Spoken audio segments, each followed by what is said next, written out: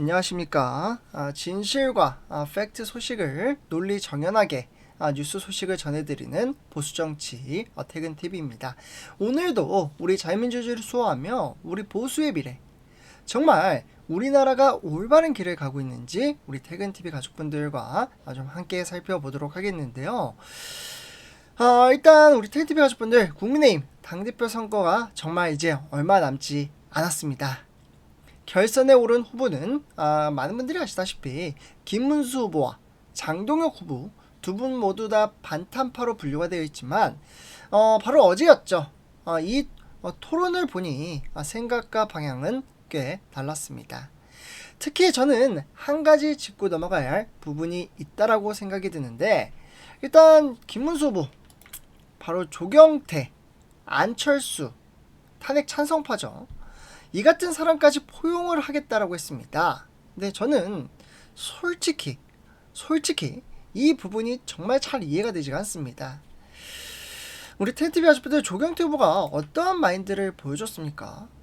저는 탄핵 찬성한 것도 정말 짜증이 나고 답답한데, 토론을 하면서 그 사람의 마인드 가치에 따라 어떻게 저 사람이 육성까지 갔는지, 그런 부분들에 있어 참으로 답답하고 정말 함께 가기 힘들겠구나, 그런 생각이 들고, 만약에 김문수 후보가 당대표가 된다면 내부 총질은 멈추지 않고 통합은 정말 쉽지 않을 거라는 생각이 들었습니다. 특히나 민주당 정청래 대표가 내뱉는 말과 조경태 의원이 말하는 것이 그 워딩이 정말 비슷합니다. 그런데 어떻게 그런 사람까지 포용을 하겠다라는 겁니까? 이건 보수가 지켜야 할 원칙을 스스로 무너뜨리는 것, 탄핵 당시 보수 지지자들의 아픔과 분노를 너무 쉽게 잊는 발언이라고 저는 생각을 합니다. 정치에서 통합은 필요합니다. 하지만 원칙 없는 통합은 결국 당의 뿌리를 흔들고 국민의힘은 정말 해산될 수도 있는 그런 위기도 찾아올 수 있다고 생각이 듭니다. 배신자까지 끌어안는 통합은 통합이 아니라 굴종이고, 이는 당원들과 국민의 신뢰를 무너뜨리는 위험에 빠질 수도 있기 때문입니다.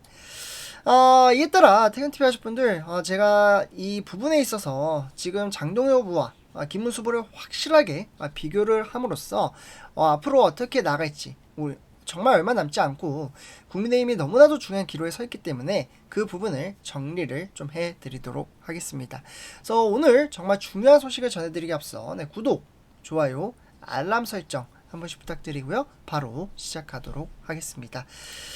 일단 이번 결선 토론에서 가장 뜨거운 주제는 역시 방금 말씀드렸던 찬탄파 포용 문제였습니다. 방금 말씀드렸다시피 김문수 후보는 조경태, 안철수 의원도 설득하고 대화를 해서 끌어안아야 한다라고 주장을 했고, 특히 화면에 보시다시피 암세포를 자르듯 다 잘라내면 당은 누구와 같이 일하느냐, 후보로 나왔던 분들도 소중한 자산이다, 이렇게 이야기를 합니다. 하지만 장동혁 후보 단호히 맞서죠.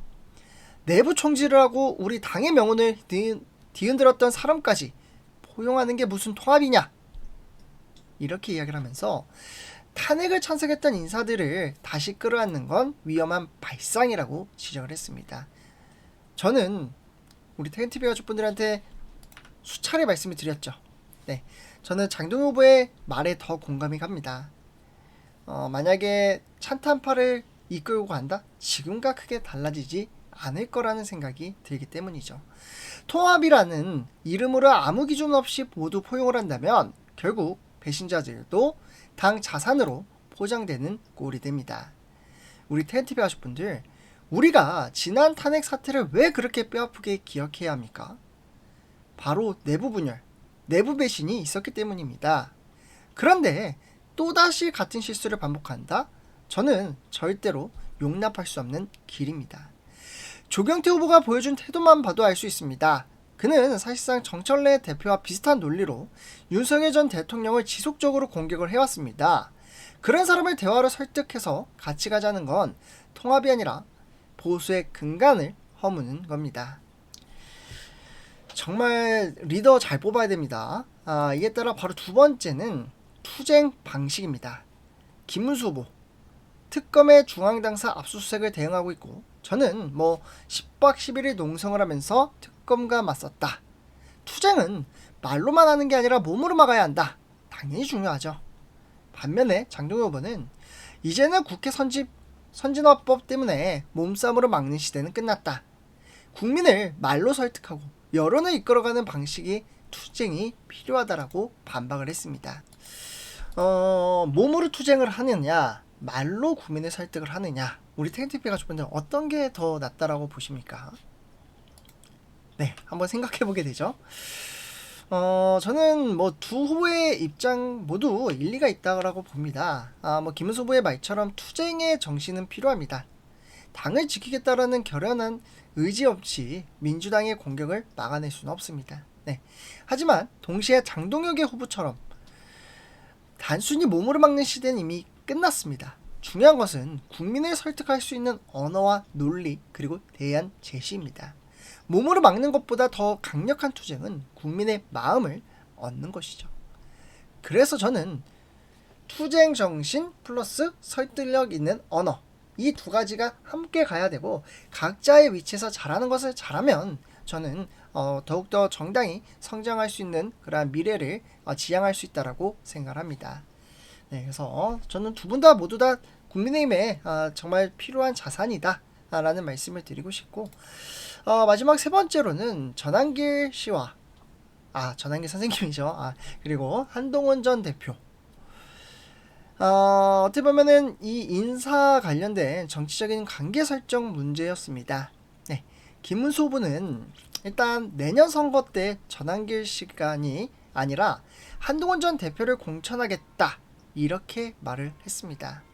반면에 장동혁 후보는요, 전한길 씨는 탄핵 때부터 우리 당을 위해 싸워온 인물이다.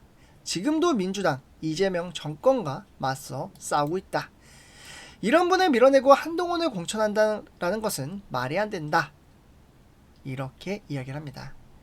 이와 더불어 장동혁 후보는 당대표가 당선되면 윤석열 전 대통령을 직접 접견하겠다라고 밝혔습니다.